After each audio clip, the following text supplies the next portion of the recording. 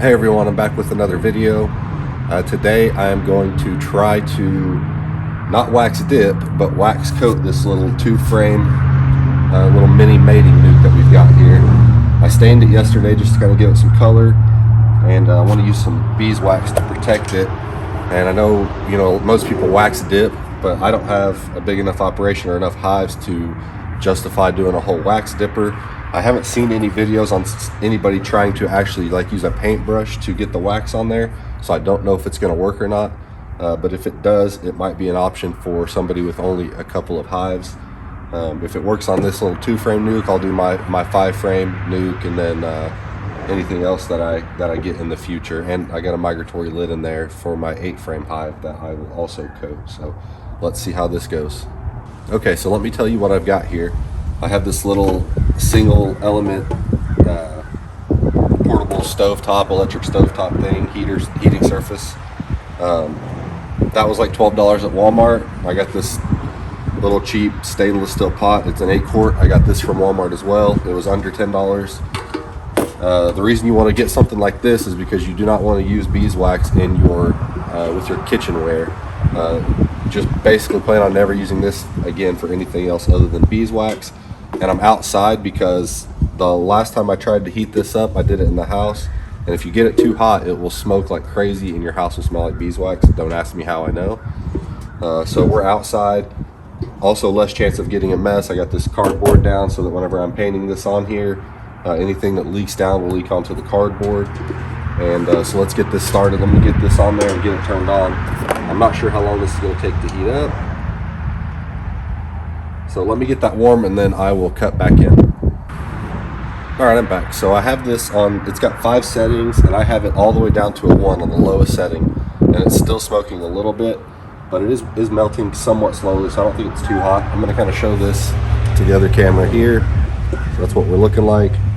I've got 3 1-ounce blocks of beeswax in there, and there's enough liquid in there, and it's melted enough to where I'm gonna go ahead and start this and see how it goes.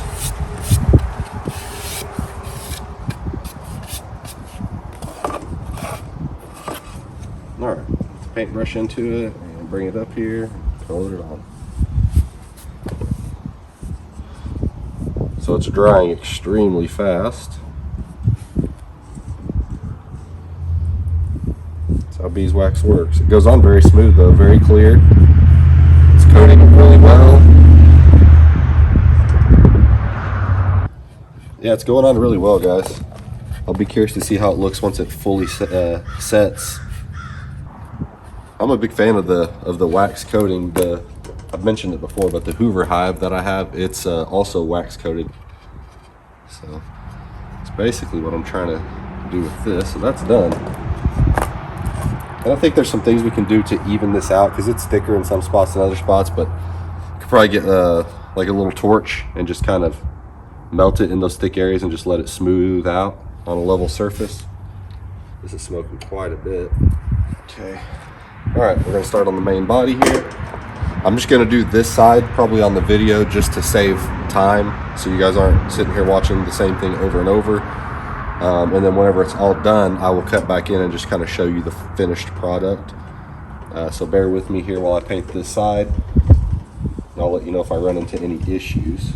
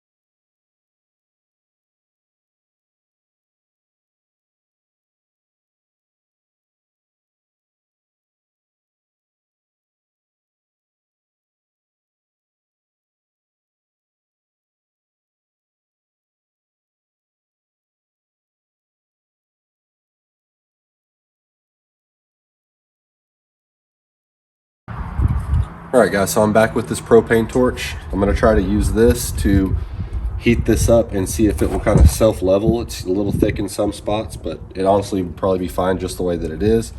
But we're gonna do this. One thing to note, don't put the flame directly on this beeswax. Beeswax is flammable, so just kind of try to heat it from a distance, and we'll see how that goes.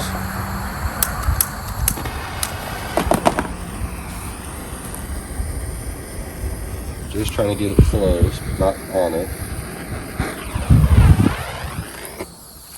Well, maybe we need to turn it up a little bit. It's kind of windy out here, so.